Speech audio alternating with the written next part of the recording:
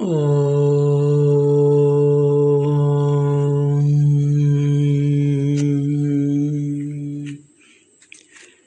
42nd Sutra is the exposition and the description of another type of Samapatti. As we saw, 41, 42, 43, 44 and 45 are the Samapatti, sutras connected to Samapattis.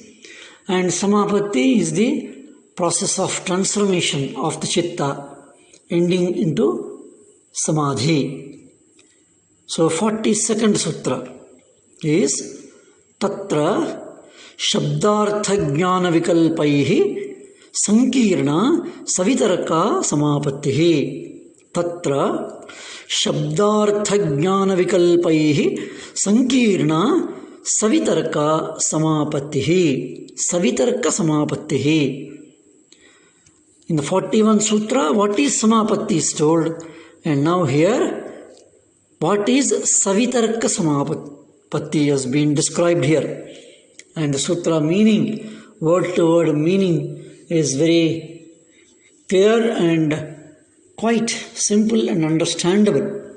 It says Tatra means there, in that state. Shabda Artha Jnana Vikalpaihi. Shabda Artha Jnana Vikalpaihi. Shabda is the word, Artha is the meaning, Jnana is knowledge. Shabdartha Jnana Vikalpaihi. Vikalpa is the imaginary things. About Vikalpaihi we have seen in detail in the Sutra number 9 in this same Samadhipada. The 9th Sutra was describing about the Vikalpaha. So, Shabdartha Jnana Vikalpaihi Sankirna, mixed up, confusion, admixture. Sankirna is mixed up, and it is mixed up so much in such a way that it creates a confusion. Mixing up, we call it, mixing up. So that mixing up to create a confusion, that is called Sankirna. And that is Savitarka. Savitarka. Tarka, Vitarka, Savitarka. That means Vitarkas. Samapattihi, total fusion and the merging. That is the Samapattihi, which we have seen in detail in the earlier sutra. So a rough rendering goes like, in that means in Savitarka Samapatti there will be an admixture of Vikalpas. Admixture of Vikalpas of words, meanings and their knowledge, causing a confusion. So Savitarka Samapatti is a state of confusion which is the result of admixture, that is Sankirna, of words, meaning and knowledge. Words, their meaning, their knowledge, or words, their meaning as understood and the knowledge as gained from the meaning as understood. See the difference there. That is why there is confusion. And that state is the Savitarka Samapatti. Tatra Shabdartha Jnana Vikalpaihi Sankirna Savitarka Samapattihi. Shabda Artha Jnana. These three are various stages or successive mixtures of Vikalpas. Vikalpa is imaginary things. Vikalpa of the words, vikalpa of the meaning, vikalpa of the knowledge. Vikalpa is an imagination, imaginary things. And mixing up all these things gets into a Savitarka, Samapatti. That state of the Chitta is Savitarka, Samapatti. So Shabda, its Artha, its Jnana, these three are called as the Vikalpas. Shabda Vikalpa, Artha Vikalpa, Jnana Vikalpa, and Shabdartha Vikalpa, Shabda Jnana Vikalpa, and Shabda is the word we hear, and what that word conveys the meaning, what that word conveys the sense of its meaning, and what is understood by that particular word, that is the knowledge. So the word can be different, meaning can be different, and what is understood is different. Very important dimension here, very important thing which happens in all our day-to-day transactions, day-to-day communications. This keeps on happening, that we mean something, but what was heard something, and what was heard on that, what they understand is different. That the words, their conventional meanings, which is the artha, and the comprehension that they will understand in the mind, and which we call this as an experience, that is the pratyaya, which we have seen earlier, and the knowledge out of it, and the natural relationship between out of it. All this is a confusion there. But the correct words used and how they get the meaning and what they have understood. That's why various words have come out. Vachyardha, Gudhardha. What the word actually heard is different. What it is meant is different.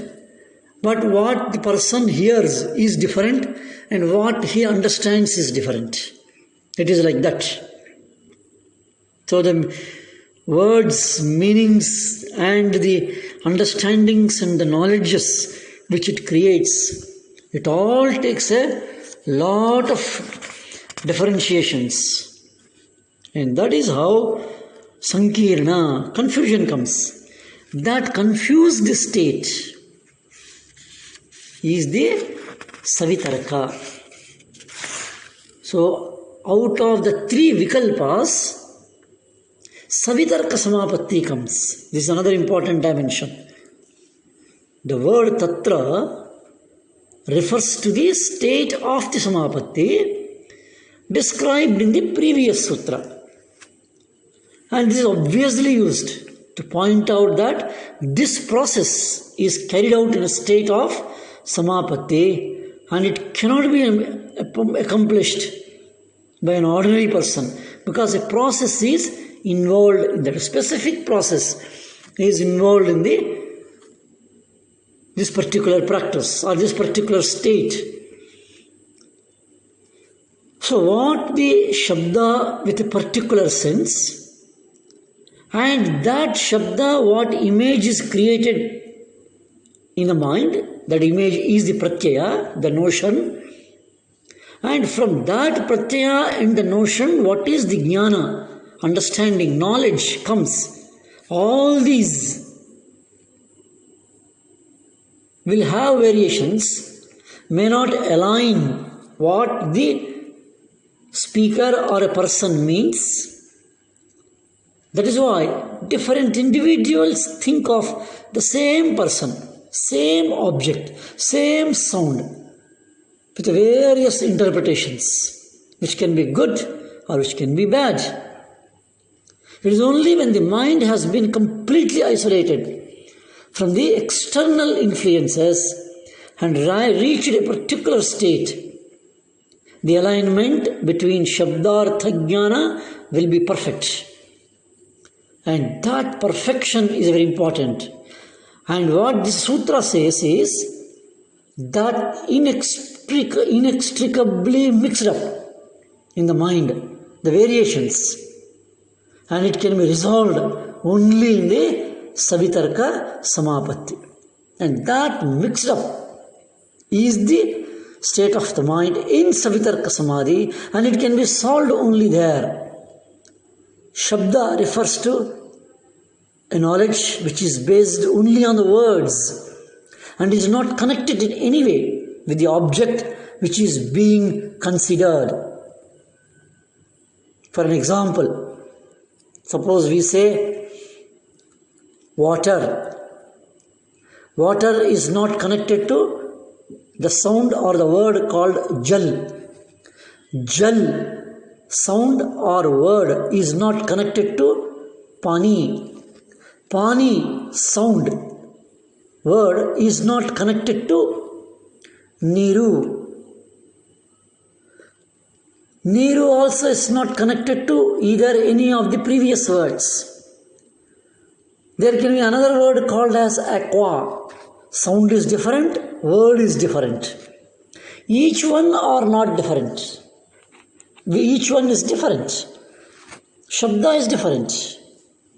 But when we say a particular word, when we hear the particular word, what image comes in the mind by a particular sound can differ in different persons, different states of the mind.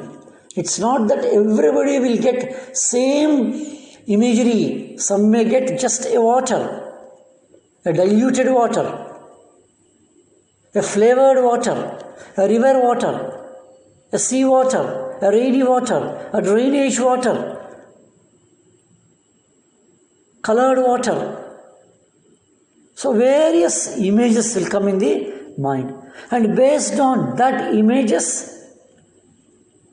which are the pratyayas, and the sound which was heard, there will be deductions of understanding in the jnana, knowledge comes. And that will be different. And this jnana refers to the ordinary knowledge based on the perception of the sense organs and the reasoning of the mind.